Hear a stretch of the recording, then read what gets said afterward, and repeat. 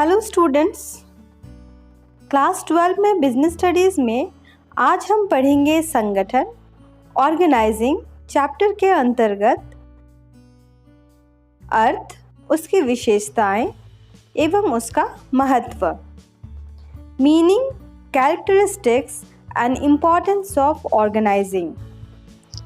किसी भी संगठन में सबसे पहले नियोजन किया जाता है, प्लानिंग किया जाता है। आप प्लानिंग कर लेने के बाद प्रबंधकों की संगठन ढांचा तैयार करने की जिम्मेदारी होती है। अब उन्हें कार्य को किस प्रकार से विभाजन करना है, किनमें विभाजन करना है, ये आदि तय किया जाता है और उसके बाद काम का बंटवारा होने के बाद कार्य को आगे की ओर बढ़ाया जाता है। इसके अंतर्गत यह निर्धारित किया जाता है कि क्या क्रियाएं की जाएंगी, क्रियाओं का समूहीकरण कैसे होगा, उत्तरदायित्व एवं अधिकारों का अंतरण कैसे होगा और कौन किसको रिपोर्ट करेगा। आइए पढ़ते हैं संगठन की परिभाषाएं। Definitions of organizing. विभिन्न विद्वानों ने संगठन के अर्थ के संबंध में बहुत सारे मत प्रस्तुत किए हैं। उनमें से कुछ विद्वानों के मत हम पढ़ेंगे। हेने के अनुसार किसी सामान्य उद्देश्य अथवा उद्देश्यों की प्राप्ति के लिए विशेष अंगों का मैत्रीपूर्ण संयोजन ही संगठन कहलाता है। Organization is harmonious adjustment of specialized parts for the accomplishment of some common purpose or purposes. This definition is given by Hene.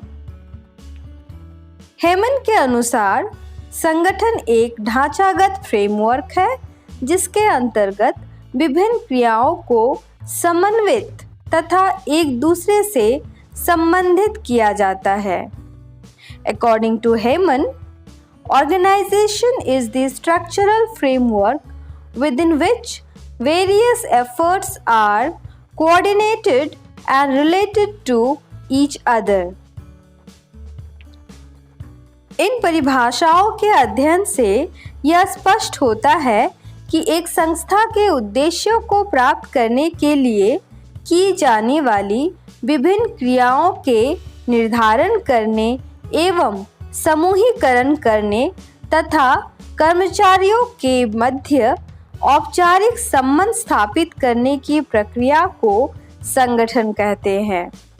इसका अर्थ, एक संस्था में सबसे पहले प्लानिंग के द्वारा हम उद्देश्यों को निर्धारित करते हैं और उन उद्देश्यों को प्राप्त करने के लिए विभिन्न क्रियाओं को जो ऑर्गेनाइजेशन में किया जाना है, संगठन में किया जाना है, उनका निर्धारण किया जाता है कि हमें क्या क्या काम करना है और फिर एक तरह के जो भी काम होते हैं, जो भी कार्य होते हैं, उन्हें समूहीकरण किया जाता है।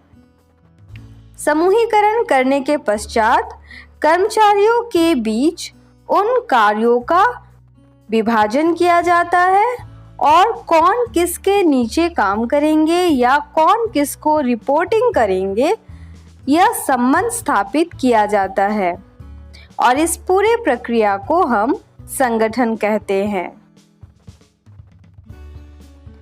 आइए आगे बढ़ते हैं संगठन की विशेषताओं की ओर। फीचर्स ऑफ ऑर्गेनाइजिंग या कैरेक्टरिस्टिक्स ऑफ ऑर्गेनाइजिंग। संगठन का सबसे पहला विशेषता है कार्य विभाजन, डिवीजन ऑफ वर्क। एक संगठन में कई तरह के कार्य किए जाते हैं और कार्य विभाजन संगठन का आधार होता है, अर्थात कार्य विभाजन के बिना संगठन नहीं हो सकता है। एक तरह के कार्यों को एक विभाग में रखा जाता है। कार्य विभाजन के अंतर्गत व्यवसाय के पूरे काम को अनेक छोटे छोटे विभागों में विभाजित कर दिया जाता है। प्रत्येक विभाग के कार्य को पुनः उप कार्यों में यानी और छोटे कार्यों में विभाजित कर दिया जाता है। इसकी दूसरी विशेषता है समन्वय, कोऑर्डिनेशन। संगठन के अंतर्गत विभिन्न लोगों को अलग अलग काम सौंपे जाते हैं, लेकिन सभी का प्रयास एक ही होता है, अर्थात सभी का उद्देश्य एक ही होता है, उपक्रम के उद्देश्यों को पूरा करना। संगठन ऐसी व्यवस्था करता है कि सभी लोगों का काम अलग अलग होते हुए भी एक दूसरे से संबंधित हो। परिणाम स्वरूप समन्वय स्थापित करने में सहायता मिलती है।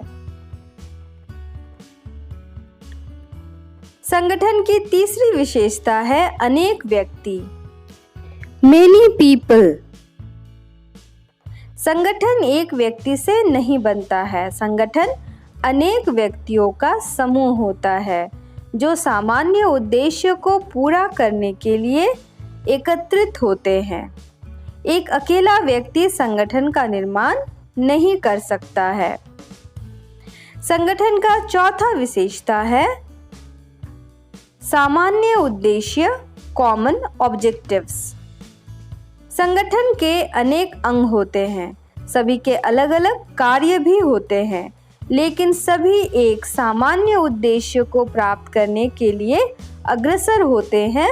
सामान्य उद्देश्य को प्राप्त करने के लिए सभी मिलजुल कर कार्य करते हैं। अगली विशेषता है संगठन प्रबंध का एक यंत्र है। Organization is a machine of management. संगठन को प्रबंध का यंत्र माना जाता है। यह एक ऐसी मशीन है जिसमें कि यदि एक पुर्जा भी खराब हो जाए, एक पार्ट भी खराब हो जाए अथवा सही जगह पर न लगाया जाए तो मशीन काम नहीं करेगी। अर्थात क्रियाओं के विभाजन में अगर कोई गलती हो जाए या पदों की स्थापना ठीक प्रकार से ना हो तो संपूर्ण प्रबंध व्यवस्था फेल हो जाएगी, संपूर्ण ऑर्गेनाइजेशन ही फेल हो जाएगी, वो सफल नहीं हो पाएगी। इस प्रकार ये सारी संगठन की विशेषताएं हैं। अब हम पढ़ेंगे संगठन का महत्व, इम्पोर्टेंस ऑफ ऑर्गेनाइजिंग। संगठन किसी भी संस्था के लिए बहुत ही महत्वपूर्ण है। सबसे पहला महत्व है विशिष्टीकरण का लाभ, बेनिफिट्स ऑफ स्पेशलाइजेशन। जैसा कि हमने पढ़ा कि संगठन के अंतर्गत विभिन्न क्रियाओं को छोटे छोटे विभागों में बांट दिया जाता है और उसके हिसाब से कार्यों का बंटवारा भी किया जाता है। योग्यता के अनुसार कार्यों का बंटवारा कर्मचारियों के बीच किया जाता है। इस प्रकार से कार्यों का बंटवारा होने के कारण संगठन के जो कर्मचारी होते हैं वो एक ही काम को बार बार करके विशिष्टीकरण प्राप्त करते हैं और संगठन को या संस्था को भी विशिष्टीकरण के लाभ प्राप्त होते हैं, जैसे लागत में कमी होना, वेस्टेज या अपव्यय में कमी होना इत्यादि। और इसके कारण संस्था के लाभ में भी वृद्धि होती है। संगठन का दूसरा महत्व है कार्य संबंधों में स्पष्टता, क्लैरिटी इन वर्किंग रिलेशनशिप्स। संगठन कर्मचारियों के मध्य कार्य संबंधों को स्पष्ट करता है। इससे स्पष्ट होता है कि कौन किसके अधीन काम करेगा, कौन किसका सुपेरियर होगा या बॉस होगा और कौन किसके आदेशों का पालन करेगा, कौन किसको रिपोर्ट करेगा। इस प्रकार से संदेश वाहन प्रभावी होता है। यह उत्तरदेयता निर्धारण में भी सहायक होता है। संगठन का अगला महत्व है संसाधनों का अनुकूलतम उपयोग, ऑप्टिमम यूटिलाइजेशन ऑफ रिसोर्सेज। संगठन प्रक्रिया के अंतर्गत कुल काम को अनेक छोटी छोटी क्रियाओं में बांट दिया जाता है। प्रत्येक क्रिया को करने वाला एक अलग कर्मचारी होता है। ऐसा करने से न तो कोई काम पूरी होने से छूटती है और न ही कोई काम को अनावश्यक रूप से दोबारा किया जाता है। परिणाम स्वरूप संगठन में उपलब्ध सभी संसाधनों जैसे माल, मशीन, वित्त, मानव शक्ति इत्यादि का अनुकूलतम उपयोग संभव हो पाता है और किसी की बर्बादी भी नहीं होती है। अगला महत्व है परिवर्तन में सुविधा, अडैप्टेशन टू चेंज। संगठन प्रक्रिया एक संस्था को इस योग्य बना देती है कि वह कर्मचारियों के पद के संबंध में किसी भी परिवर्तन को आसानी से सहन कर लेती है। ऐसा ऊपर से नीचे सभी प्रबंधकों का एक स्पष्ट अधिकार श्रृंखला में बंधे होने के कारण होता है। जब भी कोई प्रबंधकीय पद रिक्त होता है तो पदोन्नति द्वारा उसे तुरंत भर दिया जाता है, क्योंकि प्रत्येक अधीनस्थ अपने बॉस की कार्यप्रणाली से पहले ही भली प्रकार परिचित होता है, इसलिए उन्हें नया पद ग्रहण करने में कोई असुविधा नहीं होती है। इस प्रकार से संगठन परिवर्तन में सहायक होती है। अगला महत्व है प्रभावी प्रशासन, इफेक्टिव एडमिनिस्ट्रेशन। संगठन में सभी के अधिकार पहले से ही तय किए हुए रहते हैं। कौन किसके अधीनस्थ काम करेंगे, कौन किसको रिपोर्ट करेंगे, ये सारी चीज़ें पहले से ही तय होते हैं और सभी चीज़ों का स्पष्ट उल्लेख भी होता है। इस प्रकार से प्रशासन आसानी से किया जा सकता है और प्रभावी रूप से प्रशासन किया जा सकता है। अगला है कर्मचारियों का विकास, डेवलपमेंट ऑफ पर्सनल। संगठन प्रक्रिया के अंतर्गत अधिकार अंतरण, डेलीगेशन ऑफ अथॉरिटी किया जाता है। ऐसा एक व्यक्ति की सीमित क्षमता के कारण ही नहीं, बल्कि काम करने की नई विधियों की खोज करने के लिए भी किया जाता है। ऐसा हो सकता है कि एक व्यक्ति सारे कार्य करने में सक्षम हो, उसकी क्षमता हो, परंतु अगर उसी काम को बांट दिया जाएगा तो उसमें बहुत सारे लोगों के दिमाग काम करेंगे और उससे नए नए तरीकों का खोज भी हो सकता है।